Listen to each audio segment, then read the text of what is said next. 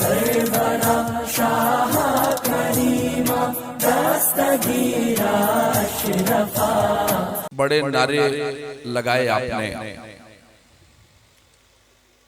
और मेरा वादा है कि मेरी पूरी तकरीर में इंशाअल्लाह कोई खड़ा नहीं होगा नारा लगाने के लिए। मेरी बात को ध्यान से सुनिए। मेरी बात अगर थोड़ी सी तल्ख लगे, कड़वी लगे तो मैं मुआफी भी मांगने वाला नहीं हूं, क्योंकि मैं आईना हूं, दिखाऊंगा दाग चेहरे के। जिसे खराब लगे वो सामने से हट जाए। क्या बात है। उलमाए कराम तशरीफ फरमा है और वो मुअज़्ज़ज़ शख्सियतें मिंबर शरीफ पर जलवाबार हैं, जिनसे एक रात की कॉन्फ्रेंस नहीं, कई रात की कामयाब कॉन्फ्रेंसें मुनक्किद करवाई जा सकती हैं। बड़े जलसे, बड़े जुलूस और बड़े प्रोग्राम हम लोगों ने किए, बड़े नारे लगाए। थोड़ी देर हम लोग आराम के साथ बैठेंगे। मेरे बाद इंटरनेशनल शायर भाई शब्बीर बरकाती को आपको सुनना है। मगर मेरा अपना मिजाज है, जैसे डॉक्टर्स का एक यूनियन है, वकला का एक पैनल है, ताजिरों की एक मुनज़्ज़म जमात है, व्यापार मंडल जिसे कहते हैं। दुनिया में सबकी अपनी अपनी तंजीमें हैं, अपनी अपनी जमातें हैं, अपना अपना संगठन है।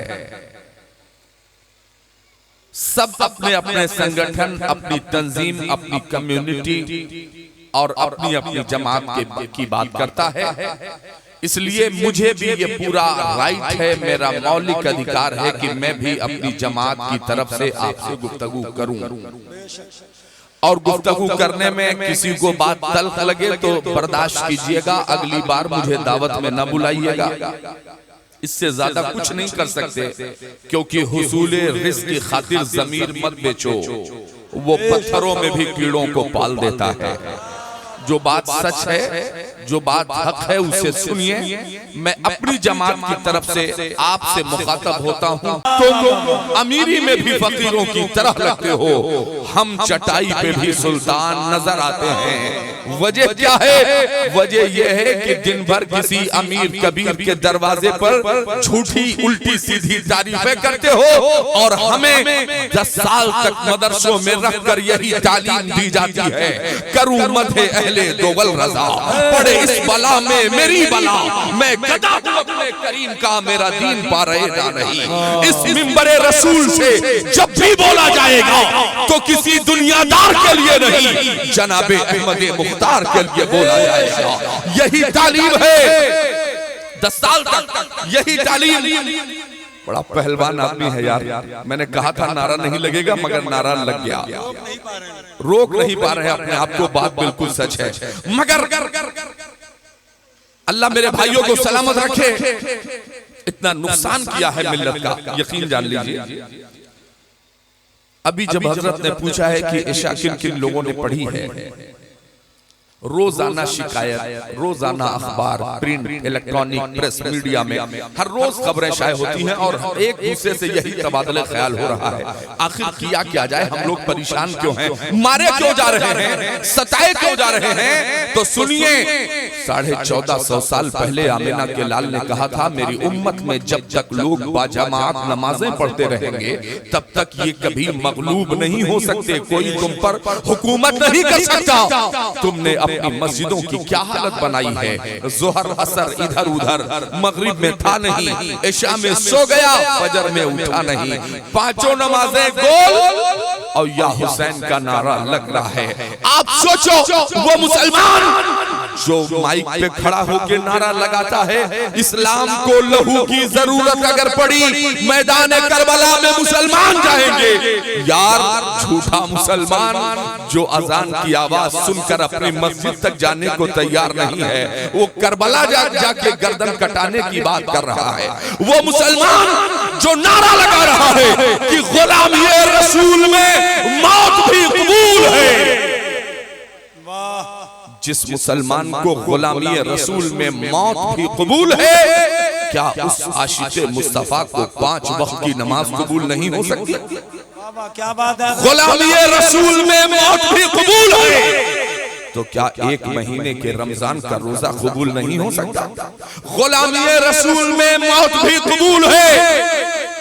अपने भाई को 10-20 हजार एसओ साहब को देकर सलाखों के पीछे भेजने वालों, क्या तुम अपने भाई को मुआफ नहीं कर सकते? गुलामी रसूल में मौत भी कबूल है, तो क्या अपने बच्चों को दीनी तालीम आप नहीं दिला सकते? अगर गुलामी रसूल में मौत भी कबूल है, तो क्या अपनी बेटियों, बहनों और माओं को पर्दे के साथ दहलीज के अंदर नहीं रखा जा सकता? आज हर शख्स सीना फूटता हुआ नजर आ रहा है। हाय अफसोस, बेटियां मुर्तद हो रही हैं। मैंने कहा हाँ, जब ये मुसलमान 10 रोजा हुसैनी बनेगा तो इसकी बेटियां मुर्तद होंगी, मगर जिस दिन ये 10 रोजा हुसैनी नहीं, सब रोजा हुसैनी बन जाएगा, उस दिन तुम्हारी बेटियां कनीज़ाने फातिमा बन जाएंगी। उस दिन तुम्हारी बेटियां सैयदा ज़ैनब की खादिमा बनने में फख्र महसूस करेंगी।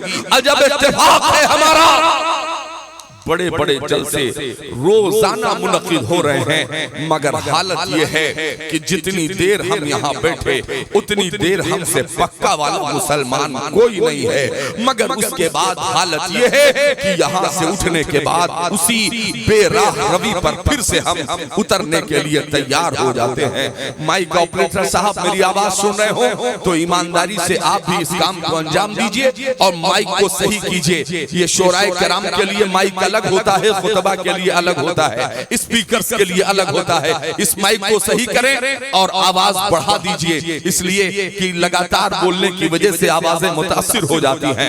हज़रात, इतना बड़ा मजमा बैठा है, आज मैं आपसे सवाल करना चाहता हूं, और सवाल ऐसा नहीं जिसका जवाब न दिया जा सके। आपकी बेटे इर्तिदाद के रास्ते पर क्यों? कभी आपने सोचा?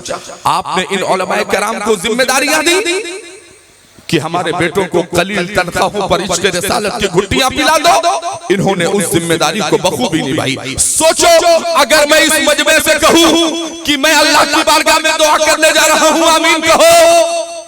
आप आमीन कहोगे। अगर मैं कहूं या अल्लाह हमारे भाइयों को डॉक्टर बना दे, तो आप कहोगे आमीन। इंजीनियर बना दे, आमीन। प्रोफेसर बना दे, आमीन। लेक्चरर बना दे, आमीन। बड़ा बिजनेसमैन बना दे, आमीन। हर बात पे कहोगे आमीन। लेकिन अगर मैं ये कहूं कि अल्लाह तुम्हारी औलादों को इतनी तरक्की अता करे कि तुम्हारे बेटों की तनख्वाहें कम से कम हमारी तनख्वाहों के बराबर हो जाएं, क्या कोई आमीन कहेगा? क्या बात है। कोई आमीन कहेगा इस बात पर? सब खामोश हो जाएंगे कि अरे यार 5-7 हजार के लिए हम आमीन थोड़ी बोलने जाएंगे। मगर सुनो, अगर यहाँ बैठा हो कोई खजांची, किसी मदारिस इस्लामिया का कोई जिम्मेदार बैठा हो, तो अरबा फारूकी की बात को नोट कीजिएगा। होगे तुम्हारी रोजी, होगी तुम्हारी रोजी, होगा तुम्हारा बिजनेस, किसी अमीर कबीर इंसान के आगे पीछे हमारी रोजियों का ताल्लुक। इशा की नमाज अदा की है सैयदा तैयबा आबिदा ज़ाहिदा फातिमा ज़हरा सलामुल्लाह अलैहा ने, और दोनों हाथों को उठाया, ए रब्बे काबा, आज तेरी बेटी हसनैन करीमैन के लिए जन्नती जोड़ों का सवाल करने के लिए उसने हाथ नहीं उठाया है। आज अपने खातिर जन्नती जोड़े का सवाल करने के लिए फातिमा ने हाथ न उठाया।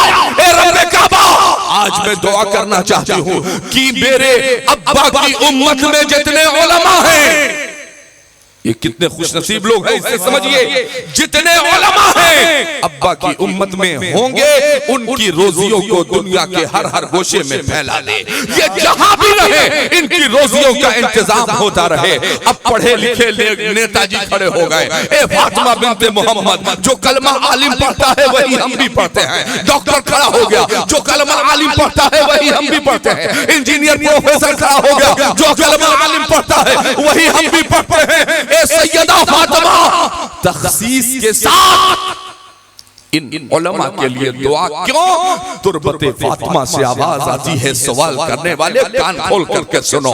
हमने तखसीस के साथ अब्बा की उम्मत के उलमा के लिए दुआ इसलिए की है क्योंकि डॉक्टर हिंदुस्तान से अमेरिका का सफर करेगा, अपने जरूरत के सामान लेके जाएगा, आर्किटेक्ट जाएगा अपने जरूरत का सामान लेके जाएगा, प्रोफेसर जाएगा किताबों को लेके जाएगा, ताजिर जाएगा जरूरत का सामान लेके जाएगा, मगर जब ये गरीब आलिम जाएगा तो अब्बा की हदीसों को साथ लेके जाएगा, फिर कुरान के 30 पारे को अपने सीने में महफूज करके लेके जाएगा। हजरात आप अंदाजा तो कीजिएगा, आपने जिम्मेदारी दी है उलमा को कि हजरत 5:40 पे फजर की नमाज है तो 5:35 पे इमाम मुसल्ले इमामत पे हाजिर है। आपने कहा मदरसा खुलेगा 8:30 बजे तो इमाम साहब जो है हमारे उस्ताद किराम 8:20 पे मदरसे के गेट पे खड़े हुए नजर आते हैं। जो जो जिम्मेदारियां आपने हमें दी हैं वो जिम्मेदारियां हमने पूरी ईमानदारी के साथ निभाई है। मगर बताओ, मैंने अभी अपने शेर में कहा कि तुम अमीरी में भी फकीरों की तरह लगते हो, हम चटाई भी सुल्तान नजर आते हैं। मुमकिन है कोई नौजवान सवाल करे कि साहब अरबाब भाई एक बात तो बताइए, हम अमीरी में फकीरों की तरह कैसे लगते हैं? हमने कहा पूछो 40 साल के पहले की तारीख अपने बुजुर्गों से जाकर के पूछो। जब वो घर से निकलते थे उनका कुर्ता या पैजामा पैंट या शर्ट किसी का फट जाता था तो सुई धागे से उसे सिल के तब पहना जाता था। फटे हुए कपड़े को सिल के पहन के तब बाहर निकला जाता था। मगर 40 साल के बाद ये नौजवान फटे हुए कपड़े को सिल के नहीं 1800 का फटा हुआ जींस पहन के घूम रहा है। तो तुम अमीरी में भी फकीरों की तरह लगते हो। ईमानदारी से बताना,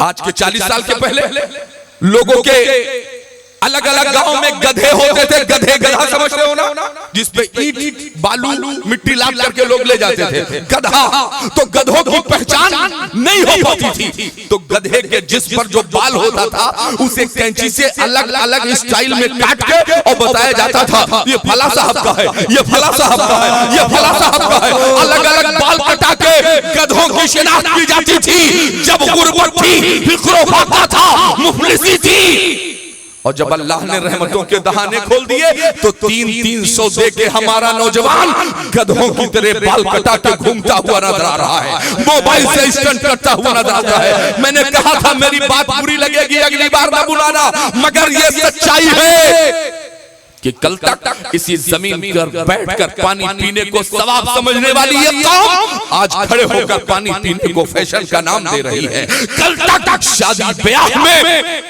किल्लत के साथ कम पैसों में दो दिलों को मिलाने का काम किया जाता था और जमीन पर बैठकर खाना खाने को सवाब समझा जाता था। आज शादियों में बफर सिस्टम, जानवरों की तरह खाना खाने को फैशन का नाम दिया जाता है। कल तक अपनी बेटियों को इल्मे दीन के साथ पर्दे में रखना बाइसे सवाब समझा जाता था। आज तालीम व ताल्लुम के नाम पर सबसे पहले कौम की बेटियों के चेहरों से नकाब हटाया जा रहा है। सबसे पहले कौम की बेटियों को बेहिजाब किया जा रहा है। कल तक पहनने के लिए एक के अलावा दूसरा कपड़ा नहीं होता था, मगर आज हालात ये हैं कि 100 रुपए में हमारा नौजवान मार्केट से टी शर्ट खरीद के ला रहा है और उस टी शर्ट पे लिखा हुआ है अपना भी टाइम आएगा। लिखा है ना, उस पे लिखा हुआ है अपना भी टाइम आएगा। और जब पहन के मचल के चलता है सीना तान के, ऐसा लगता है जैसे अगला प्रधानमंत्री भारत का बनने जा रहा हो। ऐसा लगता है जैसे लकड़े वाला और पीओपी वाला सेठ बनने जा रहा हो। अपना भी टाइम आएगा, हंसो मत, मेरी बात को नोट कीजिए। लिखने वाले ने बड़ी हिकमत के साथ लिखा है अपना भी टाइम आएगा। उस टी शर्ट को धुल के इस्त्री करके प्रेस करके अपने ब्रीफकेस और अटैची में ले जाके रख दीजिएगा। और के बाद खुदा ना खास्ता जब आपके गांव या इलाके में किसी का इंतकाल हो जाए, नहला धुला के कफन पहना के जनाजे की चारपाई पर लेटा दिया जाए, दौड़ के घर जाना, वो वाला टी शर्ट पहनना और पहन के आके जनाजे की चारपाई के सिरहाने खड़े हो जाना। एक बार मैयत को देखना, एक बार अपने सीने पे देखना, लिखा है बेटा ये तो गया मगर अपना भी टाइम आने वाला है, आएगा। वो तो गया। बहुत खूब, नारे तकबीर। नारे रिसालत इस्लाहे मुआशरा कॉन्फ्रेंस अल्लामा फारूक अरबाब फारूकी। सुभान अल्लाह, सुभान अल्लाह। बात समझ में आ गई? अपना भी टाइम आएगा और जिसे लगता है, जिन नौजवानों को लगता है कि अभी तो कुल 18 साल का हूं, 20 साल का हूं, अभी हमसे मौत के फरिश्ते से कहां मुलाकात होगी। बड़े मशहूर क्रिकेटर अजहरुद्दीन का नाम सुना है आप लोगों ने? अजहरुद्दीन के बेटे ने अपने बाप से बाइक मांगी थी। बाइक, बड़ी कम उम्र का बच्चा था, बाइक लेके निकला, आज तक वापस पलट के नहीं आया। अगर आपके पास कोई एग्रीमेंट पेपर है कि अभी मौत नहीं आएगी, कोई मुतालबा नहीं, घूमो टहलो आजादी के साथ रहो, कोई बात नहीं, लेकिन रात में सो जाओगे, सुबह उठोगे या नहीं, अगर इसकी जमानत नहीं है तो आज ही इस महफिल में बैठ के तौबा करना पड़ेगा। आज ही कहना पड़ेगा, मौला आज के बाद झूठ नहीं बोलूंगा, आज के बाद किसी की गीबत नहीं करूंगा, आज के बाद किसी पे तोहमत नहीं लगाऊंगा, आज के बाद। होटलों पे बैठ के मुसलमानों ने अपने रब की कसम को इतना आसान बना दिया कि आधी चाय के लिए मुसलमान अल्लाह की कसम खा ले रहा है, एक बंडल बीड़ी के लिए मुसलमान खुदा की कसम खा ले रहा है, मुसलमान काबे और मदीने की कसम खा ले रहा है। आप अंदाजा कीजिएगा, मौत जब आती है ना तो इसी मिंबर से कारी रज़ीउल्लाह मरहूम को उठा लिया जाता है। क्या बात, इसी मिंबर से 1 मिनट भी नहीं। और जनाबे अल्लामा कारी रज़ीउल्लाह अलैहि रहमा ने क्या कहा था? ए रज़ा, ये अहमद नूरी का फैज़े नूर है, हो गई मेरी गजल बढ़कर कसीदा नूर का, वमा अलैना इल्लल बलाग कहा और मिंबर ही पे गर्दन झुक गया, इंतकाल हो गया। मौत जब आती है तो सज्जाद निज़ामी का गला घोट के मार दिया जाता है। मौत जब आती है तो गाड़ियां लड़ जाती हैं, लोग जगह पे एक्सपायर कर जाते हैं। मौत जब आती है तो 1 मिनट की भी मोहलत नहीं मिलती। अगर तुम्हारे पास इस बात की जमानत है तो कर लो जितने गुनाह करने हैं, जाओ, आजादी देता हूं तुम्हें, मगर एक पल का भी अगर भरोसा नहीं। और अगर मरना ही है तो क्यों ना गुलामे मुस्तफा बन के मरा जाए यार। अगर मरना ही है तो गुलामे नबी बन के क्यों ना मरा जाए, और मरो भी तो इस शान के साथ मरो कि मैं वो सुन्नी हूँ जमीले कादरी, मरने के बाद मेरा लाशा भी पढ़ेगा अस्सलातु वस्सलाम। यार कसरते दुरूद की आदत बना लो। इन जलसों में बैठ करके 10-5 मिनट के नारों से कौम का भला होने वाला नहीं है। तुम्हें एजुकेशन और शिक्षा के मैदान में आना पड़ेगा। हमारे यहाँ दानिशवराने कौम अगर यहाँ मौजूद हो डॉक्टर साहिबान, तो अरबाब फारूकी की जिम्मेदार गुफ्तगू को बड़ी दयानतदारी के साथ सुनने की कोशिश कीजिएगा। हमारे यहाँ कहा यह जाता है कि साहब, मौलाना साहब ये कहते हैं कि 5 बच्चों को मौलाना साहब बना दो। हमने कहा नहीं। 5 बच्चों को कारी साहब बना दो। हमने कहा ये भी नहीं। 5 बच्चों को मुफ्ती साहब बना दो। हमने कहा ये भी नहीं। हमारा कहना यह है 5 बच्चों में कम से कम तुम्हारे 2 बेटे आलिमे दीन और हाफिज़े कुरान हो, और तीनों बच्चों को जो दूसरे 3 बच्चे हैं उन्हें इतना पता हो कि जायज क्या है, नाजायज क्या है, हलाल क्या है, हराम क्या है। उन्हें ये पता हो कि नमाज पढ़ना तो जरूरी है, मगर नमाज जब भी पढ़ी जाएगी तो वफादार मुस्तफा के पीछे पढ़ी जाएगी, गद्दार मुस्तफा के पीछे नमाज नहीं पढ़ी जा सकती है। तुम्हारे बेटों को यार इतनी तालीम तो होनी चाहिए थी। लोग कहते हैं कि पैगंबर इस्लाम की तालीमात का मतलब यह है कि पैगंबर इस्लाम की तालीमात को हासिल करने के बाद हमारा बेटा आलिम हाफिज कारी बन जाए। हमने कहा नहीं। जरा बद्र की तारीख उठाइए, अपने उलमा की तवज्जुहात का तालिब हूं। बद्र की तारीख, असीराने बद्र को कैदी बनाकर ये पहली जंग थी जब फातिह इस्लाम की हैसियत से पैगंबर इस्लाम सहाबा कराम के सामने बैठे हैं। असीराने बद्र के हाथों में हथकड़ियां डालकर आमिना के लाल की बारगाह में पेश किया गया। सहाबा अर्ज करते हैं, या रसूल अल्लाह, फिदा का अबी व उम्मी, आज पहली मर्तबा ये वो लोग आपकी बारगाह में मुजरिमीन की हैसियत से हाजिर हैं जिन्होंने बिलाल हबशी के सीने पे पत्थर तोड़े थे। या हबीबे खुदा, ये वही लोग हैं जिन्होंने हालत सजदा में पुश्ते अनवर पे ऊंट की ओझड़ियां डाली थी।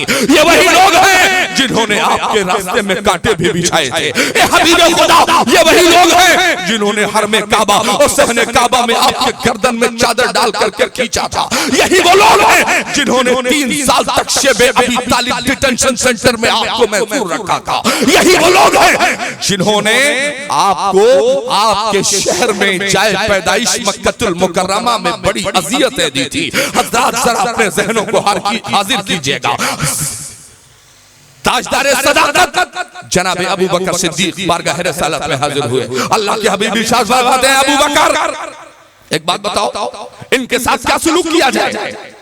सदाकत में मुमताज थे। अर्ज करते हैं, या रसूल अल्लाह, फिदिया लेकर इन्हें रिहा कर दिया जाए। अच्छा, पैगाम जानिबे मक्का जाएगा। अच्छा ठीक है, उमर तुम्हारी क्या राय है? अब गरम तबीयत के मालिक थे, ग़ैज़ुल मुनाफ़िक़ीन के लक़ब से मुलक़ब है जनाबे उमर।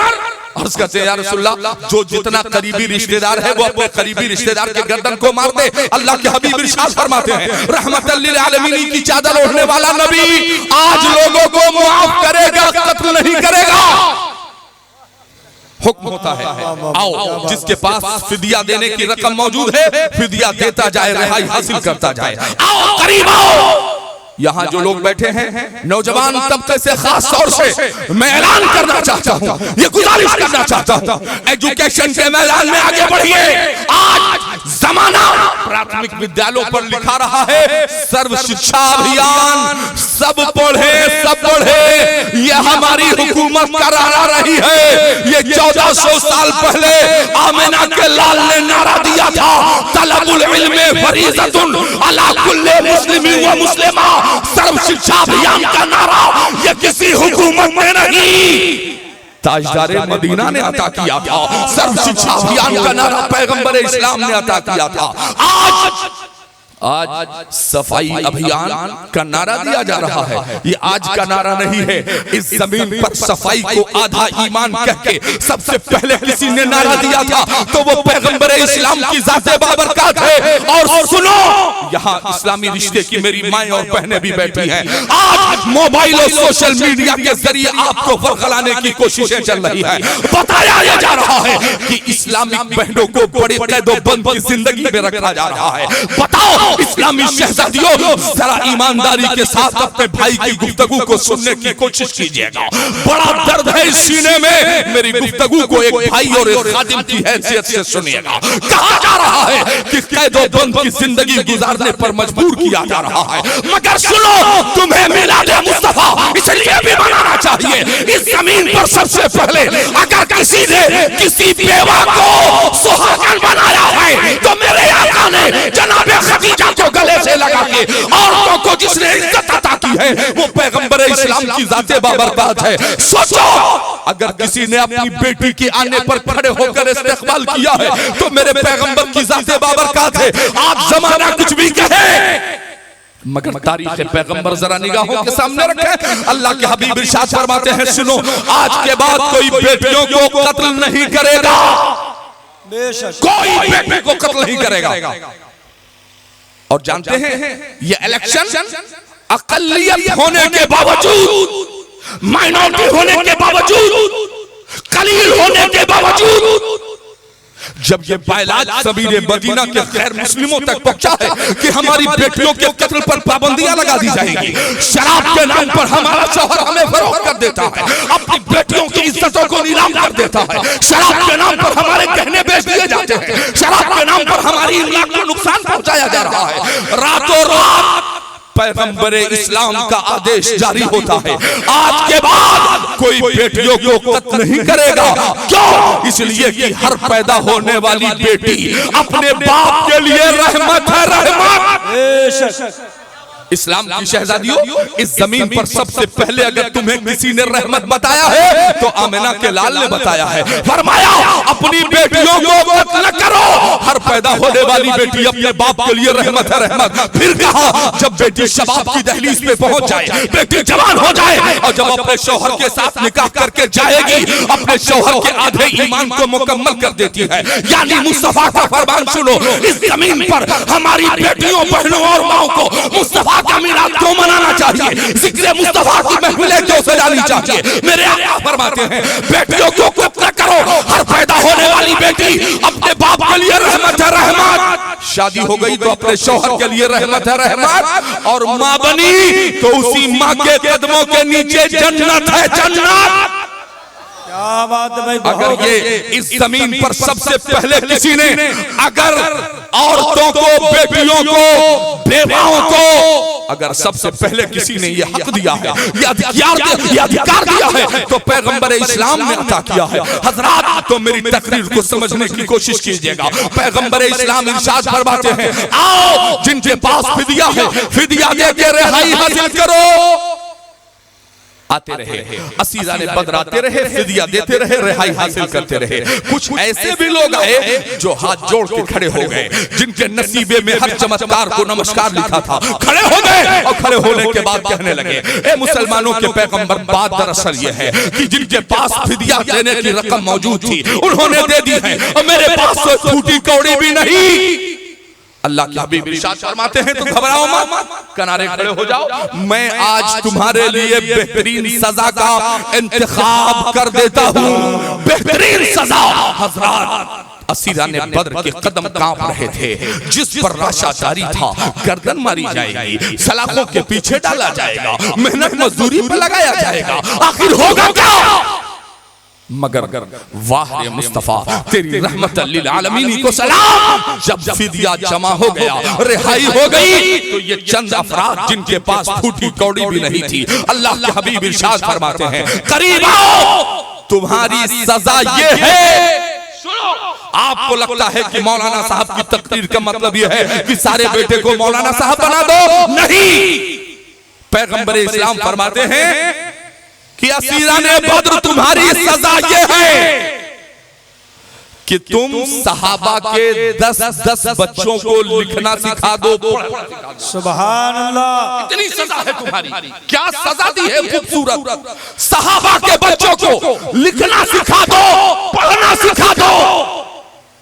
सवाल पैदा होता है या रसूल अल्लाह, जिन असीराने बद्र और कुफाराने मक्का से आप कह रहे हैं कि इनके सहाबा के बच्चों को लिखना सिखा दो, पढ़ना सिखा दो, ए हबीबे खुदा, न ये कुरान जानते हैं, न कुरान को मानते हैं, न ये हदीस को जानते हैं, न साहिब हदीस को मानते हैं। या रसूल अल्लाह फिर किस तालीम की बात की जा रही है। आवाज आई सहाबा के बच्चों को अगर हदीस और कुरान का इल्म हासिल करना जरूरी है तो साइंस और मैथमेटिक्स का इल्म होना भी जरूरी है, ज्योग्राफी और इकोनॉमिक्स का इल्म होना भी जरूरी है, जमाने के तमाम उलूम का जानना जरूरी है, ताकि जब हुदूद मदीना से बाहर निकलकर अमेरिका की संगला में जब सहाबा के बच्चे मज़हब इस्लाम की तरदीद और इशाअत के लिए जा रहे हो तो उन्हें अंग्रेजी जुबान का आना जरूरी है। नेपाल में जा रहे हो, नेपाली भाषा का आना जरूरी है। भारत में जा रहे हो, भारतीय जुबान का आना जरूरी है।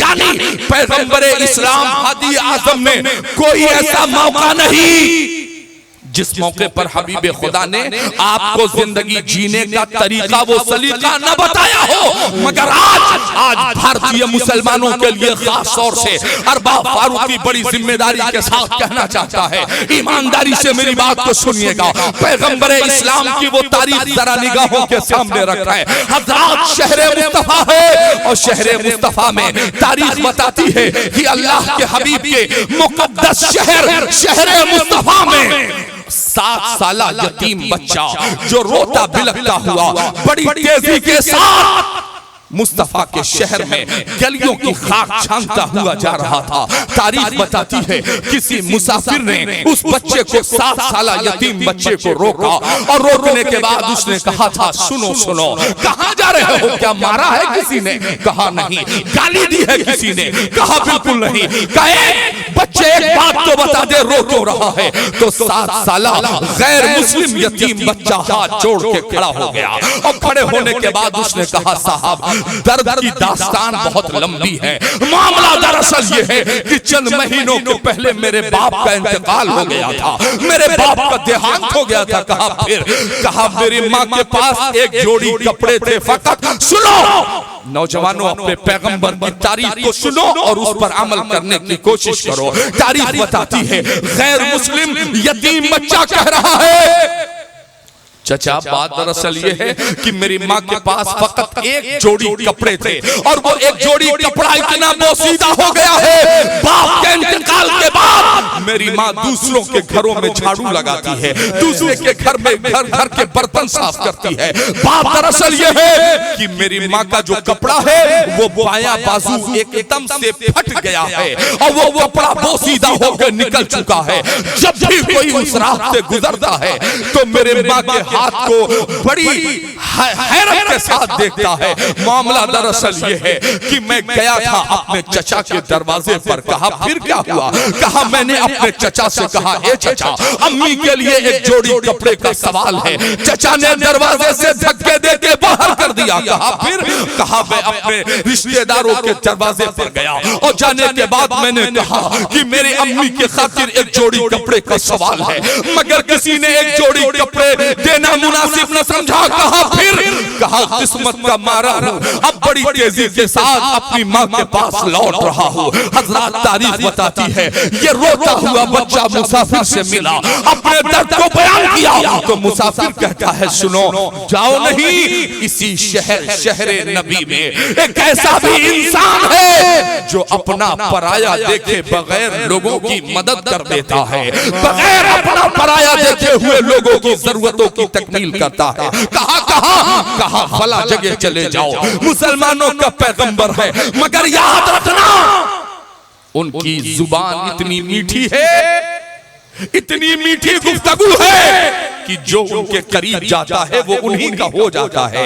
बिलाल हबश से आया उनका हो गया, सलमान फारस से आया उनका हो गया, सुहैब रूम से आया उनका हो गया। जो भी गया है वापस पलट के नहीं आता। कहा फिर क्या करूं? कहा जाना मुसलमानों का पैगंबर चंद सहाबा को अपने साथियों को लेकर के जमीन पर बैठा होगा, जाना और जाने के बाद दूर से कहना ए मुसलमानों के पैगंबर। मुसलमानों के पैगंबर पलट के जब तुमको देखेंगे तो वो पूछेंगे बताओ कैसे आना हुआ, किस जरूरत के लिए आए हो? तो पहला सवाल उनसे करना सुनो अपने दरवाजे से अल्लाह के नाम पर भीख मांगने वालों को भगा देने वालों, गरीबों को झुड़कियां देने वालों, यतीमों का माल खा जाने वालों, बेवाओं के साथ मजाक करने वालों। क्या कहा? उस गैर मुस्लिम ने 7 साला गैर मुस्लिम बच्चे से कि जाना मुसलमानों के पैगंबर की बारगाह में पहुंचना और जब वो तुम्हारी तरफ देखेंगे तो मुसलमानों के पैगंबर से पूछना क्या आपने एक अल्लाह के होने का ऐलान किया है? वो कहेंगे हाँ, तो तुम कह देना कि मैं तुम्हारे अल्लाह को अल्लाह नहीं मानता। फिर उनसे सवाल करना एक बात बताओ क्या आपने नबी होने का ऐलान किया है? वो कहेंगे हाँ, तो कह देना मैं आपको नबी भी नहीं मानता। फिर उनसे तीसरा सवाल करना क्या आसमान से कोई किताब नाजिल हुई है, धार्मिक पुस्तक उतरी है? वो कहेंगे हाँ कुरान, तो कह देना मैं कुरान को भी नहीं मानता। का ठीक है? गया 7 साला गैर मुस्लिम बच्चा ना समझ तो था ही, जाके बारगाहे रिसालत में पहुंचा और पहुंचने के बाद उसने बड़ी दूर से आवाज लगाई ए मुसलमानों के पैगंबर।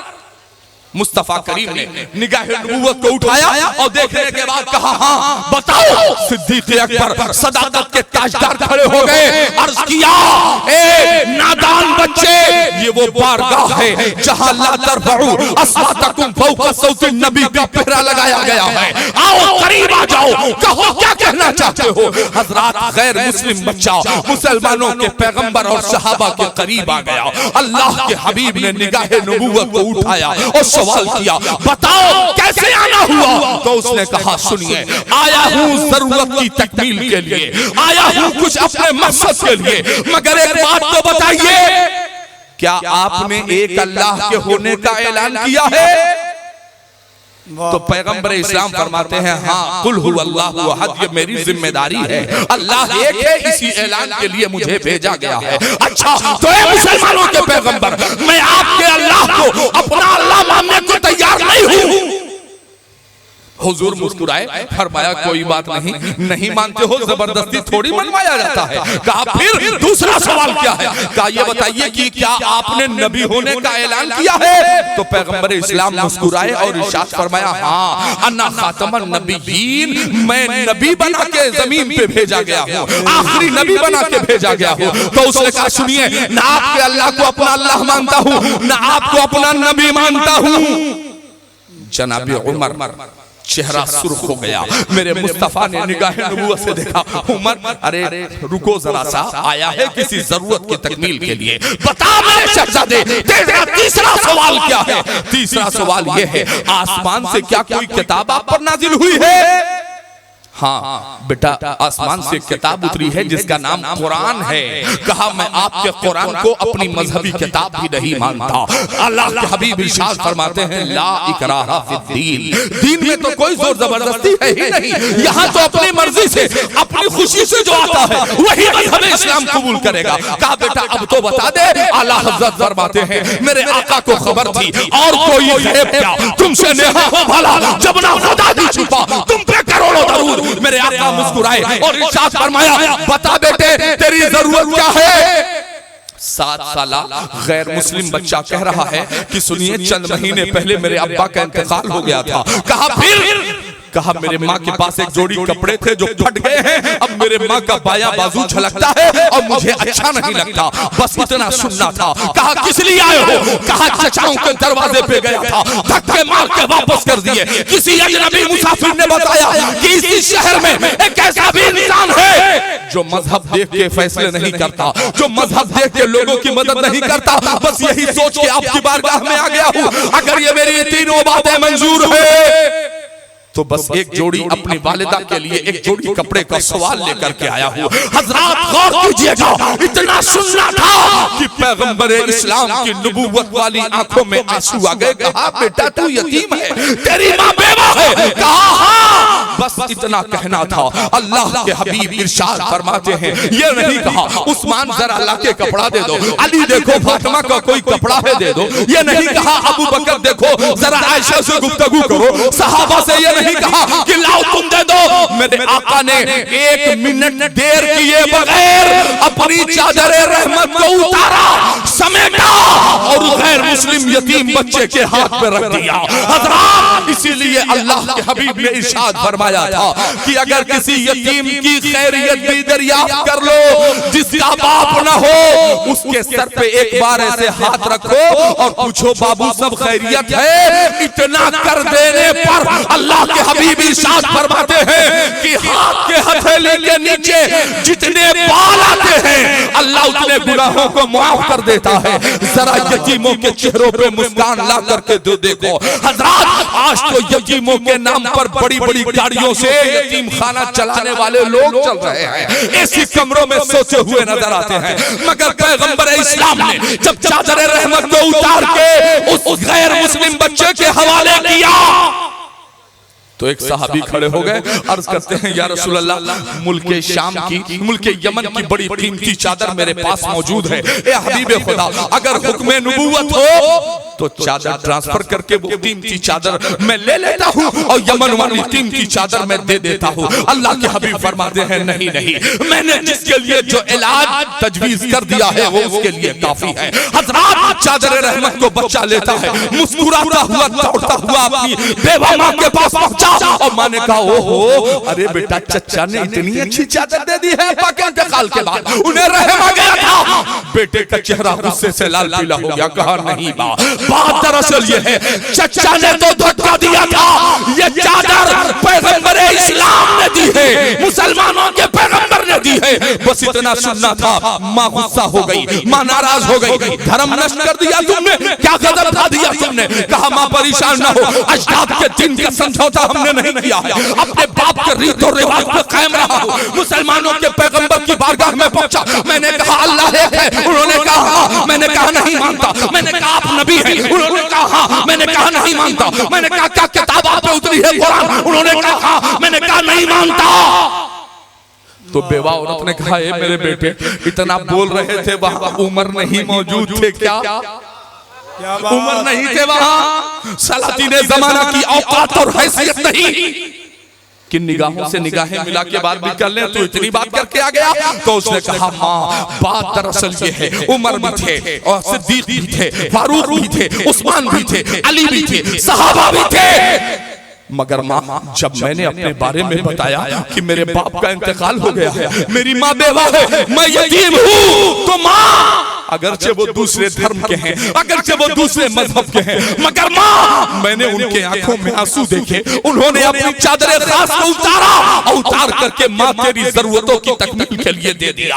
हजरात बस इतना कहना था, अब जहनों को हाजिर कीजिएगा। उस बेवा औरत ने चादर रहमत को लिया, इतनी खुशबू आ रही थी। मेरे फरमाते हैं वल्लाह जो मिल जाए मेरे गुल का पसीना मांगे न कभी इत्र न फिर चाहे दुल्हन फूल। ये वो चादर रहमत है जो 24 घंटा शाने नबूवत पर मौजूद थी। हजरात उस बेवा औरत ने चादर को ओढ़ा, बेटे के हाथ को पकड़ा और पकड़ करके दहलीज से बाहर निकली। तो बेटे ने कहा नहीं माँ, अभी किसी रिश्तेदार के यहाँ नहीं जाना, अभी किसी बाजार में नहीं जाना, अभी किसी जरूरत के लिए बाहर नहीं जाना। पहले कपड़ा सिल ले, पहले अपने बाजू को छिपा ले, पहले झलकने वाले जिस्म को पर्दे में डाल ले, उसके बाद फिर कहीं जाना होगा। तो माँ ने कहा बेटा चादर रहमत मैंने ओढ़ ली है और चादर रहमत की तासीर भी समझ में आ गई। ए बेटा मेरे हाथ में अपने हाथ को दे दे, चल पैगंबर की बारगाह में चलते हैं जो बिना धार्मिक भेदभाव के, बगैर हिंदू मुसलमान किए हुए, बगैर अगड़ा पिछड़ा किए हुए, जो लोगों की जरूरतों की तकमील करता हो। ये मेरी आस्था कहती है इस जमीन पर अगर कोई सच्चा नबी है तो वह आमिना के लाल जनाब मोहम्मद रसूलुल्लाह सल्लल्लाहु अलैहि वसल्लम की जाते बाबरकत है। हजरात बेवा ने यतीम के हाथ को पकड़ा, पकड़ के लेके बारगाहे नबूवत के तरफ चली। करीब पहुंची तो सहाबा ने देखा, कहा लो आदत खराब हो रही है, अभी तो चादर मांगा था अब घर मांगने आ रहा है। मेरे मुस्तफा मुस्कुराए और इरशाद फरमाया ए मेरे सहाबा मजाक न उड़ाओ, हमने चादर भेजा इसलिए था ताकि कुफ्र की चादर को फाड़ दिया जाए, ताकि दिलों पर पड़ी हुई दबी चादर को तार तार कर दिया जाए। मैंने जो चादर भेजी थी वो मकसद के साथ भेजी थी। हजरात ईमानदारी से बताइएगा, ईद मिलादुन नबी का जलसा मनाने वालों, जुलूसे मुस्तफा निकालने वालों, ईमानदारी से बताओ क्या तुमने अपने आका की पैदाइश के मौके पर क्या किसी स्कूल के बच्चे की 1 महीने की स्कूल की फीस जमा की है? जवाब होगा नहीं। ईमानदारी से बताना, इस गर्मी की शिद्दत में अपने दरवाजे से गुजरने वाले किसी इंसान को आपने बुला के 1 गिलास पानी पिलाया है? आपका जवाब होगा नहीं। आपने 100 रुपए का ठंडक के मौसम में प्लास्टिक का जूता किसी के पैर में डाला है? आपका जवाब होगा नहीं। 70 कपड़े बदलने वालों, क्या किसी गरीब के जिस्म पर 1 जोड़ी कपड़े कभी आपने डाले हैं? आपका जवाब होगा नहीं। सुनो, अगर इन छोटी छोटी बातों पे तुमने अमल कर लिया, किसी बीमार को 1 हफ्ते की दवा खरीद के 100 रुपए की ले जाके उसके सिरहाने रख दो, और कोई पूछे कि भैया बताओ आज तक तुमने दवा लाके हमारे सिरहाने न रखा, मगर तुमने दवा लाके हमारे सिरहाने क्यों रखा? तो कह देना ये मेरे आका का हुक्म है, पड़ोसियों का हुकूक पूरा किया जाए। वो किसी भी मजहब का होगा, अगर किरदारे मुस्तफा पे तुमने अमल कर लिया तो वो ये कहेगा कि जब 1400 साल बाद वाला मुसलमान इतना अच्छा है तो 1400 साल पहले वाला पैगंबर कितना अच्छा रहा होगा। जरा गौर तो कीजिएगा। मगर वाह मुसलमान, अच्छा बहरहाल 1400 साल बाद वाला मुसलमान, वो मुसलमान जिसने अपने मजहबी तशख्खुस को सबसे ज्यादा नुकसान पहुंचाया है, वो मुसलमान जिसने सबसे ज्यादा अपने बेटियों को बाजारों की रौनक बनाया है। ईमानदारी से मुझे बताइएगा, ये जो नौजवान बैठा है, आज के बाद तुम्हें इस बात का तहैया करना पड़ेगा। ईमानदारी से बताओ मेरे अजीज दोस्तों, हर शख्स क्या ये नहीं कह रहा है कि साहब हो क्या रहा है, तुमने अपने अखलाक को रेस्टोरेंट में पहुंचा दिया। अगर इमाम साहब, मौलाना साहब और मुकर्रिर साहब के कहने पर 18 साल का एक बच्चा अगर मस्जिद में ज़ोहर की नमाज पढ़ने के लिए, रोड पे मस्जिद है, उसने कहा यार जमात छूट जाएगी, जल्दी से मस्जिद में घुसा, उसने वजू किया, इमाम साहब के पीछे नियत बांध के खड़ा हो गया, और जैसे ही तीसरी रकात में पहुंचा तो मोबाइल का जमाना है, मोबाइल बंद करना भूल गया, साइलेंट करना भूल गया, सजदे में था, मोबाइल बजा, और जब बजा तो बच्चे का दिल धक धक धक धक, या अल्लाह क्या खता हो गई। और जैसे ही 4 रकात पूरी हुई, अगली सफ में बैठे चच्चा लोगों ने बड़ी बड़ी आंखें निकाली, किस खबीस मरदूद कमीने का मोबाइल बजा। अरे यार, आया था नमाज पढ़ने, ये क्या कम था? मेरा ईमान है कि कोई गुलाम मुस्तफा जानबूझ करके मस्जिद में मोबाइल नहीं बजाएगा। अगर गलती से बच गया तो उसे माफ कीजिए, समझाइए, मगर एक मोबाइल के बजने पर इतना जलील कर दिया जाता है ना यार, कि वो निकला और बढ़िया रेस्टोरेंट में जाके पहुंचा, रेस्टोरेंट में पहुंचा, बढ़िया कूलर चल रहा था, ठंडी हवाएं आ रही थी, बढ़िया चमचमाता हुआ फर्श मौजूद था, बैठा, दौड़ के वेटर आया, नौकर आया, और उसने आने के बाद कहा सर क्या लेंगे? ठंडा लेंगे, लस्सी लेंगे, कोल्ड ड्रिंक लेंगे, पानी लेंगे, एक्वाफिना लेंगे, क्या लेंगे? तो उसने कहा जल्दी से पानी पिला दो, अभी बड़ी डांट खा के मस्जिद से लौटा हूं। बस उसने चमचमाते हुए गिलास में ठंडा पानी ला करके दिया, हिलते कांपते उसके हाथों से वो शीशे का गिलास जमीन पे गिरा, चकनाचूर हो गया। हज़रात, गिलास की आवाज जमीन पर थन की आवाज आई। नौकर तो नौकर, वेटर तो वेटर, मैनेजर तो मैनेजर, होटल का मालिक भी दौड़ता हुआ आया और आके गुस्सा नहीं हुआ। वो कहता है सर कोई बात नहीं, सर आपको चोट तो नहीं लगी, सर कहीं आपको शीशा तो नहीं लग गया, सर कहीं खराश तो नहीं आई, अबे जल्दी से इसको हटाओ और दूसरा ठंडा पानी लाके सर को दिया जाए। हज़रात गौर कीजिएगा, वो बच्चा ये सोचने पे मजबूर है कि जो प्यार मुझे मस्जिद में मिलना चाहिए था वो रेस्टोरेंट में हमारा मालिक दे रहा है, वो रेस्टोरेंट में दिया जा रहा है, और जो प्यार रेस्टोरेंट में मिलना चाहिए था वो हमें ला करके हमारी मस्जिदों में, मुसल्लिया ने मस्जिद में ला करके रख दिया है। हज़रात, कोई मेहमान आ रहे हैं क्या भाई? अच्छा, बहरहाल शब्बीर साहब हैं, बैठे, वो आप ही से मुलाकात के लिए तशरीफ लेकर के आ रहे हैं। हज़रात, तो मेरी बात, ये जो लोग बैठे हैं इतने काफी हैं, हम लोग तो मिलाद शरीफ की महफिल में बोलने वाले लोग हैं यार। शब्बीर भाई यहीं आएंगे, इसी जगह आएंगे, आपसे मुलाकात, आपसे मुखातब होने के लिए आएंगे। हज़रात, मैं अर्ज़ ये कर रहा था, एक आखिरी बात आपसे, कि अगर आपका ये दावा है कि मैं गुलाम मुस्तफा हूं तो 313 मरतबा दिन भर में दरूद शरीफ पढ़ने की आदत बनाइए। कितने लोग पढ़ेंगे जरा हाथ उठाइए। माशाअल्लाह, सुभान अल्लाह, 313 मरतबा हाथ नीचे कर लीजिए। अल्लाह इन हाथों को सलामत रखे। इस शेर से मैं अपनी गुफ्तगू खत्म करता हूँ कि जरा सी बेउसूली से कद्दावर टूट जाता है, कभी थोड़े से पानी में शनावर डूब जाता है। कहाँ आगे चले जाते हो तुम सब जानिबे मगरिब, वहाँ सूरज भी जाता है तो जाकर डूब जाता है। मगरिबी तकरीर में रही सुन्नत मुस्तफा पर अमल कीजिए। अल्लाह पाक हम सबको अमल की तौफीक अता फरमाए। व मा अलैना।